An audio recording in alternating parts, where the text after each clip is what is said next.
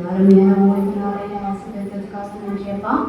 இங்கே வந்திருக்கும் ஒவ்வொரு மனிதனும் நான் சிறுகவும் நீ பெருகவும், நான் சிறுகவும் நீ பெருகவும், நீ வழிநடத்தும் உமது கருத்தில் ஒரு பணிகளை ஏற்று வழிநடத்துகிறாவே.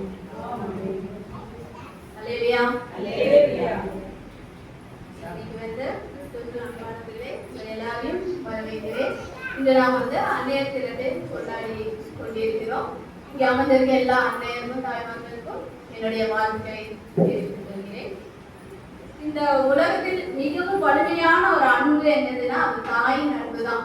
அதுக்கு ஈக்குவல் எதுவுமே கிடையாது. தாயின் அன்புக்கு ஈக்குவலா இந்த இது அப்படின்னு எதுவுமே இந்த உலகத்துல நம்ம சொல்லவே முடியாது. இந்த அன்னையர் தினம் அமெரிக்கா நாட்டில் தான் முத கொண்டாடப்பட்டது. இது உருவாக்குறதுக்கு காரணம் யாருன்னா அண்ணா ஜார்விஸ் அப்படிங்கிற ஒரு பெண். அந்த பெண் என்ன பண்ணாங்கன்னா அவங்களுடைய அம்மா ஆன் ரீட் ஜார்விஸ் அப்படிங்கிறவங்க மறைந்த பிறகு எல்லா அவங்க அம்மா மட்டும் இல்லை எல்லா அன்னையரையும் கௌரவிக்கணும் அப்படின்னு ஆசைப்பட்டாங்க. அப்படி ஆசைப்பட்டது நிமித்தம் 1908ஆம் ஆண்டு கிராஃப்டன் நகரத்துல ஒரு திருச்சபையில தான் இந்த அன்னையர் தினம் கொண்டாடப்பட்டது. எங்க ஒரு திருச்சபையில தான் முதல் முறையாக அன்னையர் தினம் விழா நடத்தப்பட்டது. பின்னர் 1914ஆம் ஆண்டு விட்ரோ வில்சன் அப்படிங்கிற ஒருத்தர் என்ன செஞ்சாங்கன்னா மே மாதத்தின் 2வது வாரம் செகண்ட் சண்டே, எப்பவுமே என்னது வருஷத்துல மே மாதம் second Sunday women's day, mother's day அப்படின்ட்டு அதிகாரப்பூர்வமாக தெரிவித்தார். அதன்படி இன்று அளவும் உலகின் பல நாடுகளில் இந்த அன்னையர் தினத்தை நம்ம கொண்டாட கொண்டிருக்கிறோம். இந்த அன்னையர் தினத்தின் முக்கியத்துவம் எதுக்காக கொண்டாடுறோம்? ஃபர்ஸ்ட் அந்த தாய்மார்களை மதிக்கணும். ரெண்டாவது அவர்களின் தியாகத்திற்கு நம்ம நன்றி சொல்லணும். மூன்றாவது அன்பும் பரிவும் காட்ட வேண்டும். அவர்கள்ட்ட நம்ம அன்பும் பரிவும் காட்ட வேண்டும். நாலாவது நம்ம வாழ்க்கையில அவங்களோட பங்கை நினைச்சு நம்ம பாராட்டணும் இல்லையா? நிறைய தியாகம் பண்ணிருப்பாங்க இல்லையா? நம்ம அம்மா நமக்காக நிறைய விஷயங்கள் விட்டு கொடுக்கிறது. The Mother's Day reminds us to respect and honor mothers, thank them for their sacrifice, show love and care to them, appreciate their role in our life. இந்த உலகத்துல தேவன் மனிதர்கள் கொண்ட ஒரு மிகப்பெரிய ஆசீர்வாதம் யாருன்னா தாய் தான். அப்படித்தானே?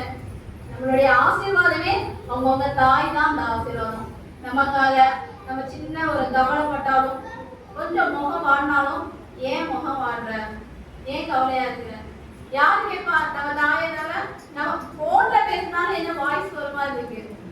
அவங்க நம்ம கொடுக்க ஒரு பிளெஸிங்.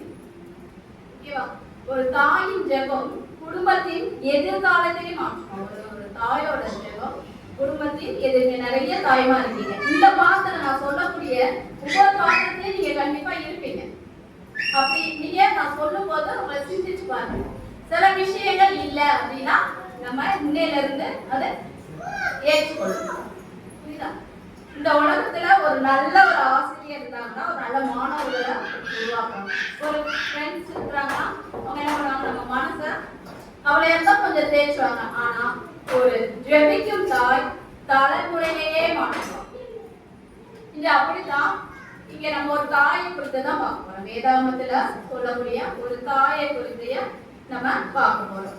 மார்க் எழுதின சுவிசேஷம் 7ஆம் அதிகாரம் 25 முதல் 30 வரைக்கும் நம்ம பார்த்தோம் என்றால் அங்க சொல்லப்பட்டிருக்கிறது, இயேசு தீர் சீதோன் என்ற பட்டணத்துக்கு போனார். அவர் ஒரு வீட்டிற்கு சென்றார். ஆனால் அவருடைய வருகை அங்க மறைக்கப்படவில்லை. அதாவது மறைவா இல்லை, அவர் வாராருன்னு தெரியும். அப்போது யாரு? ஒரு சீரோபேனிய பெண். அவங்க யாரு? கிரேக்கிய இனத்தை சேர்ந்தவங்க. அவங்க என்ன செய்யறாங்க? போய் இயேசுவின் பாதத்தில் விழுந்தாள். யாருக்காக? தன் மகளுக்காக கெஞ்சினாள். எதற்காக? தன் மகளே ஒரு அசுத்த ஆவி தன் மகள் அசுத்த ஆவினால் பாதிக்கப்பட்டிருந்தார். அப்போ இந்த இடத்துல அவங்க வீட்டுல சமாதானம் இருக்குமா? இருக்காது. அங்க என்ன இருக்கும்? வேதனை தான் இருக்கும். அப்போ இதுல இருந்து என்ன தெரியுது? அந்த தாய் தன் பிள்ளை கஷ்டப்படுவதை பார்த்தால் அமைதியா ஒரு தாய் வந்து தன் பிள்ளை கஷ்டப்படுதுன்னா அவங்களால அமைதியா இருக்க முடியுமா? இல்ல, கஷ்டமா தான் இருக்கும். இந்த சம்பவத்தை வைத்து சில காரியங்களை நான் உங்களுக்கு சொல்றேன். முதலாவது காரியம், ஒரு தாய் தன் குடும்பத்தின் ஆவிக்குரிய நிலையை உணர வேண்டும். முதலாவது, ஒரு தாய் அப்படின்னா தன் குடும்பத்தின் ஆவிக்குரிய நிலையை உணர வேண்டும். A mother watches over the spiritual condition of your family. அந்த மார்க் சுவிசேஷத்துல 7:25ல என்ன சொல்லப்பட்டிருக்கிறது? அவளுடைய சிறு மகளுக்கு அசுத்த ஆவி இருந்தது. இந்த தாய் தனது மகளின் நிலையை நன்கு புரிந்து கொண்டார். என்ன பிரச்சனை அப்படிங்கறத, அந்த பெண்ணுக்கு என்ன பிரச்சனை, அவங்க மகளுக்கு என்ன பிரச்சனை, அசுத்த ஆவி பிடிச்சிருக்கிற அந்த நிலைமையை அவங்க புரிஞ்சுக்கிட்டாங்க. அப்போ ஆன்மீக பிரச்சனையை அவங்க இந்த தாய் உணர்ந்தாங்க. இன்று பெற்றோர்களாக நம்ம எதை ஃபோக்கஸ் பண்ணோம்னா, நல்ல ஸ்கூல், நல்ல எஜுகேஷன், நல்ல இங்கிலீஷ் நல்ல ஃப்ளூயன்ஸியா பேசுதா, நல்ல ஸ்டாண்டர்டா வருதா, அதை பார்ப்போமே தவிர இந்த இடத்துல கொஞ்சம் கொஞ்சம் கவனிக்கிறத விடுறோம். எனக்கும் சேர்த்தா சொல்றேன், இதையும் கவனிக்கணும். ஏசப்பாவும் நம்ம பிள்ளைங்களுக்கு இருக்கிற அந்த கேப் ரிலேஷன் என்ன இருக்குன்னா, அந்த பிள்ளைங்களை நம்ம ஆராய்ச்சி பார்க்கணும். இதே தான் யோபு 1:5, யோபு புக் ஆஃப் ஜோப், அங்க என்ன சொல்லப்பட்டிருக்கிறது? யோபு தன் பிள்ளைகளுக்காக தினமும் ஜெபித்தார். ஒருவேளை என் குமாரர் பாவம் செய்து தேவனை தங்கள் இருதயத்திலே தூஷித்தார்கள் என்று சொல்லி அவர்களை அழைத்து அனுப்பி பரிசுத்தப்படுத்தி அதிகாலமே எழுந்து அவர்கள் எல்லாருடைய இலக்கத்தின்படியையும் சர்வாங்க தகனபடியே சென்றோம். அப்போ அந்த யோபு அந்த குழந்தை அவருடைய பிள்ளைகளின் இருதயத்தை ஆராய்ந்த, நம்ம முகத்தை தான் பார்ப்போம், அவரு இருதயத்தை அதுல எதுவும் தப்பு பண்ணிருப்பாங்களோ, தேவனுக்கு விரோதமா எதுவும் செஞ்சிருப்பாங்களோ, அவங்க இருதயத்தை ஆராய்ந்து இப்ப எந்த அளவுக்கு அந்த பிள்ளையை ஒரு ஆராய்ந்திருக்க என்ன சொல்றாங்க? அவர் பிள்ளைகளுக்காக தினமும் ஜெபித்தார். இதுல ஒரு சத்திய முக்கியமான விஷயம் என்னன்னா, ஒரு தாய் வீதி காவலாளி, அந்த குடும்பத்தின் ஜெப போர் வீரர் ஆகிய தாய்மார்களே, உங்க பிள்ளைகளின் ஆவிக்குரிய நிலையை நம்ம முதலாவது ஆராய்ந்து கொள்ள வேண்டும். அவங்களுக்காக தினமும் நம்ம ஜெபிக்கணும். So dear mother, first pay attention to the spiritual condition of your children. Pray for them daily. இரண்டாவது காரியம், ஒரு விசுவாசமுள்ள தாய் இயேசுவை தேடுவார். ஒரு விசுவாசமுள்ள தாய் ஃபர்ஸ்ட் இயேசுவை தான் தேடுவாங்க. வேற ஒரு பிரச்சனை அப்படின்னா வேற எங்கேயுமே அவங்க திங்கி போகாது, ஆண்டவரிடம் தான். இதேதான் காஸ்பல் ஆஃப் மார்க் அந்த 7வது அதிகாரம் 25ல அவர் வந்து அவருடைய பாதத்துல தான் விழுந்தார். நான் பிள்ளைக்கு என்னது அசுத்த ஆவி பிடிச்சிருக்கிறாரா, அவருடைய பாதத்தில் வந்து விழுந்தாங்க. இந்த பெண், this woman, மனிதர் தேடல, அவங்க வேற எந்த மனுஷனையும் தேடல. did not seek people, உலகத்தை நம்பல, did not trust the world. இயேசுவின் பாதத்தில் விழுந்தார். feel at the feet of Jesus. அததான் இந்த பெண் பண்ணார். முதலாவது இயேசுவின் பாதத்தை தான் வந்து விழுந்தார். இதுல இந்த வசனத்துல நம்ம முக்கியமாக எடுத்துக்கொள்ள இந்த சத்தியம் என்னவென்றால், பணம் எல்லாவற்றையும் செய்ய முடியாது. பணத்தால எல்லாவற்றையும் செய்ய முடியுமா? முடியாது. ஒரு டாக்டரால எல்லா நோயுமே தீர்க்க முடியுமா? முடியாது. ஆனா இயேசுவா மாற்ற முடியாத பிரச்சனை எதுவுமே இந்த உலகத்துல கிடையாது. But Jesus can change every situation.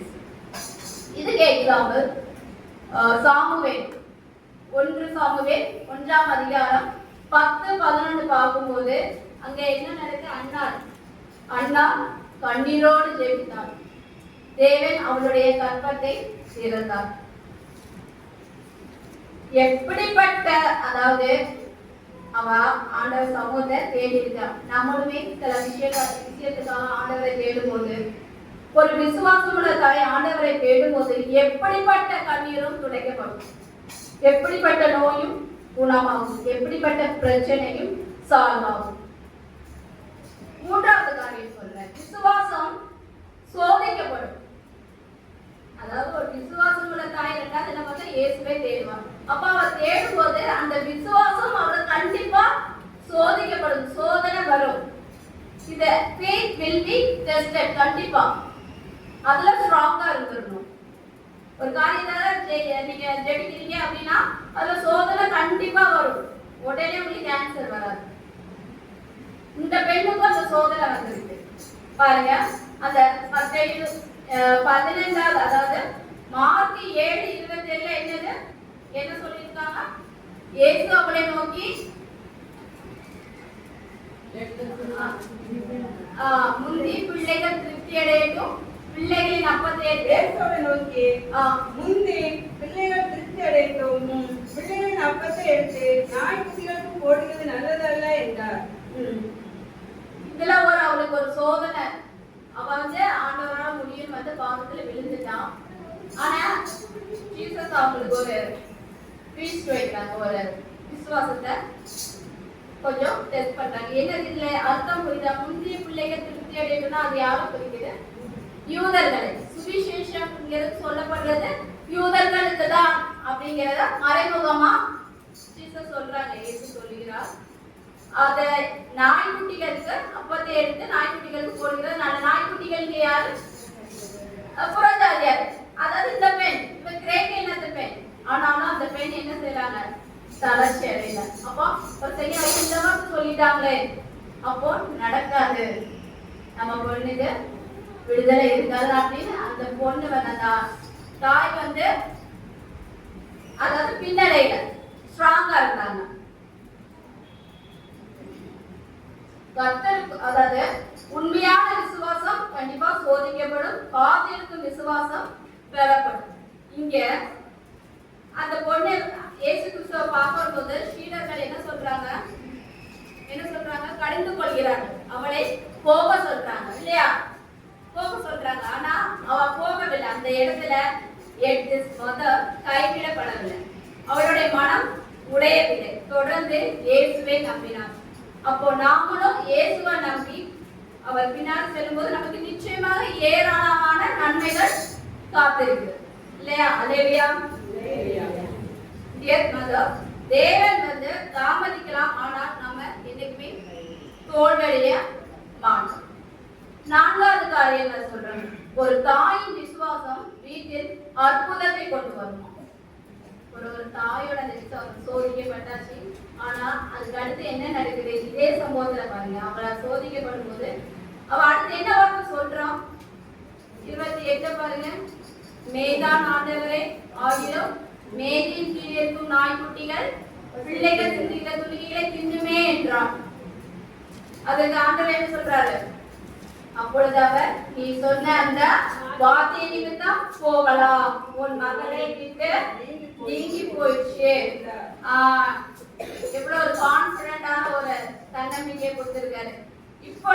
இப்போ அந்த வீட்டுல என்ன நடக்கும்? தட் ஹோம் ரிசீவ், விடுதலை வந்தது, சமாதானம் வந்துச்சு, சந்தோஷம் திரும்பி வந்தது. அல்லேலூயா. ஆகிய ஒரு தாயின் அதாவது ஒரு மதரோட பிரேயர் பிள்ளைகளை மாற்றும். Change children. அவங்க குடும்பத்தை காப்பாற்றும். Protect family. வீட்டில் தேவனுடைய சமாதானத்தை கொண்டு வரும். வீட்டுல தேவனுடைய சமாதானம் எப்படி அதுக்கு சொல்ல வார்த்தை இல்லை இல்லையா? brings God peace into the home.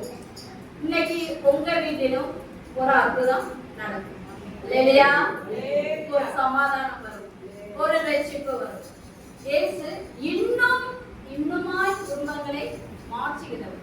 இன்னும் இந்த இது போதும், இந்த சந்தோஷம் போதும், இந்த லைஃப் போதும் இல்லை, இன்னும் நம்ம வாழ்க்கையை மாற்றக்கூடிய வல்லவராய் இருக்கிறார்.